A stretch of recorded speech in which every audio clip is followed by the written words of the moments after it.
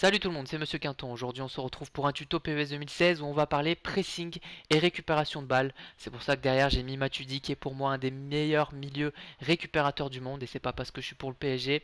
C'est un aspect du jeu qui n'a pas été beaucoup traité sur YouTube ou sur les sites spécialisés. Donc je l'ai fait aujourd'hui, j'espère que ça vous apportera quelque chose. En tout cas il n'a pas été facile à faire ce tuto. Donc il est assez basique, je vais vous montrer les commandes de base pour faire votre pressing. Et je vais aussi surtout vous donner des conseils pour bien faire votre pressing de façon intelligente et ce qu'il faut éviter de faire. Après ça reste que mon avis. Allez, on commence ce tuto par le pressing classique. Donc là, celui-là, je pense que tout le monde le connaît, je vais rien apprendre à personne.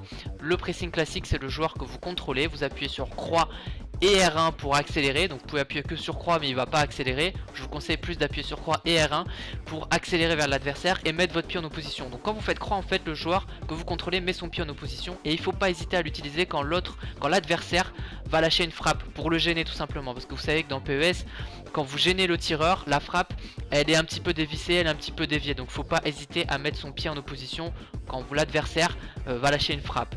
Donc le pressing classique, il faut tout le temps l'utiliser quand l'adversaire a le ballon, tout simplement pour le harceler, pour le gêner.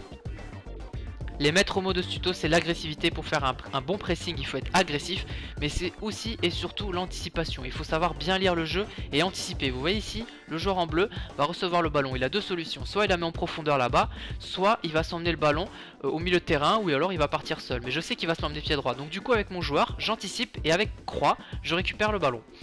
Le pressing coéquipier, donc il y a pas mal de joueurs qui, j'ai l'impression qu'ils soit n'utilisent pas cette commande, soit ne connaissent pas cette commande. Donc là c'est simple, vous appuyez sur croix pour presser avec votre joueur comme d'habitude, mais vous appuyez aussi sur carré, et là ça sera le joueur le plus proche qui va venir presser. Donc il y aura deux joueurs qui presseront votre adversaire, donc c'est très utile. Par contre, ça peut désorganiser un peu votre équipe, et surtout le joueur adverse en un dribble, il peut dribbler vos deux joueurs comme ici. Moi perso j'utilise tout le temps la touche croix pour presser, je pense comme tous les joueurs. Et j'utilise aussi également beaucoup la touche carré pour faire un pressing coéquipier. Sauf qu'il faut savoir l'utiliser à bon escient. Vous voyez ici j'ai utilisé la touche carré pour demander à Godin de presser mon adversaire.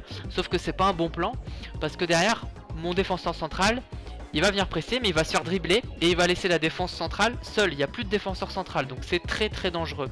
Donc il faut pas utiliser vos défenseurs centraux pour presser à 30 mètres, 40 mètres, 50 mètres des buts. C'est beaucoup trop dangereux. Il faut plutôt défendre en reculant et pas leur demander de presser.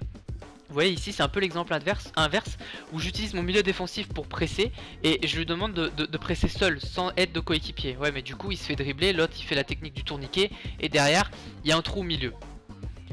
Ce que je vous conseille déjà au niveau tactique, c'est de mettre le réglage pressing constant agressif. Comme ça l'ordinateur il est conditionné pour faire un pressing agressif sur l'adversaire. Je l'utilise tout le temps, tous les matchs, que j'ai une petite équipe, une grosse équipe, que je sois mené ou pas, j'utilise tout le temps. Peut-être à tort, mais en tout cas, mon style de jeu, c'est un pressing important, harceler l'adversaire tout le temps. Alors, l'anticipation, je reviens là-dessus, regardez ici. Mon joueur en blanc, il va pas foncer sur l'adversaire avec le bouton croix en appuyant comme un bourrin. Non, il va essayer d'anticiper une passe. Et vous voyez, j'ai réussi à contrer la passe. Bon, derrière, il y arrive quand même, mais j'ai réussi à contrôler. Regardez ici Dextrous, que je salue, avec qui j'ai joué la dernière fois, où là, l'attaquant, il sait que je vais la mettre en retrait. Donc, hop, il anticipe et il récupère le ballon. Voilà, c'est exactement ça. Le pressing, c'est de l'anticipation. C'est très important. Vous voyez ici avec mon défenseur, là, je sais qu'il va me mettre une passe en profondeur. Je le sais, il m'a envoyé un fax avant. Donc, du coup, j'ai juste à reculer et à récupérer le ballon. Là, dans ce cas présent, quand vous avez un adversaire qui fait une passe en retrait, avec le bouton L1, vous changez de joueur, vous contrôlez le joueur de l'autre côté et vous voyez l'adversaire il l'a vu et donc du coup il a fait un dégagement n'importe comment parce qu'il a eu peur que je récupère le ballon. Ça aussi ça peut arriver dans des matchs en ligne. Vous voyez ici le joueur en jaune, j'ai l'impression qu'il va faire une passe en profondeur au joueur avec la flèche en blanc. Donc du coup avec mon joueur que je contrôle, je fais un tacle pour anticiper une éventuelle passe, pas pour le tacler. Mais il faut pas hésiter à tacler, même si vous taclez dans le vent, c'est pas grave, c'est de l'anticipation et vous allez récupérer des ballons comme ça. Pour monter le bloc équipe, vous appuyez sur la touche droite ou la touche gauche du pavé directionnel. Donc ça permet de faire monter le bloc équipe. C'est quelque chose que j'utilise très rarement mais qui peut être très utile pour perturber l'adversaire, mais par contre c'est assez dangereux. Donc le conseil que je vous donne aussi, c'est quand l'adversaire a le ballon en défense, là il faut contrôler votre attaquant. Donc ici en l'occurrence je contrôle Zlatan et je demande à l'ordinateur de presser lui-même. C'est-à-dire que c'est pas moi qui fais le pressing finalement, c'est l'ordinateur avec la touche carré. Moi je me contente juste d'essayer d'anticiper les passes qui sont faites et avec la touche carré je demande au joueur de contrôler, de presser l'adversaire. Vous voyez ici je me dis il va déborder, donc du coup avec Zlatan, hop, je l'attends, je le cueille et c'est moi qui récupère le ballon. Mais le gros du pressing finalement c'est l'ordinateur qui l'a fait avec la touche carré. Une fois qu'on arrive au milieu de terrain, là il faut contrôler, il faut laisser l'attaquant en pointe et contrôler votre milieu de terrain pour faire la même chose que ce qu'a fait Zlatan. Voilà, pour résumer, le pressing classique c'est sur croix, le pressing coéquipier c'est sur carré une fois ou deux fois pour demander à deux joueurs de venir presser l'adversaire. Le pressing vous plus le coéquipier c'est croix et carré pour faire un pressing très agressif à plusieurs, une prise à 2, une prise à 3.